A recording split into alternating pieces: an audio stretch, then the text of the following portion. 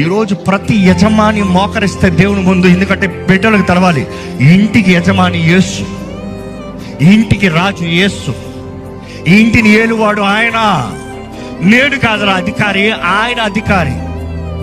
ప్రతి తండ్రి ఇంటికి మాదిరి చూపించగలిగితే ఆ బిడ్డల జీవితాలు ఎంత ధన్యంగా ఉంటాయి.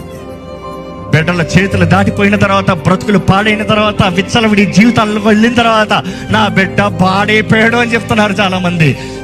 చేతులు పెట్టిన కాలమంతా ఏం చేశారు? ఆయనను దేవుడు అంటున్నాడు, ఈ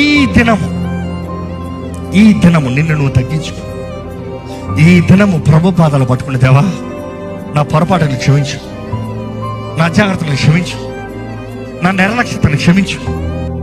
ఇక్కడ చాలా మంది మేబీ మీకు తల్లిదండ్రులు ఇంకా దేవుని నమ్మని వారేమో. ఇదిగో నీతో నీ తరం మారాలి, నిన్ను బట్టి నీ తల్లిదండ్రులు మారాలి, నిన్ను బట్టి ఈ రోజు నీ ఇంటికి రక్షణ రావాలి.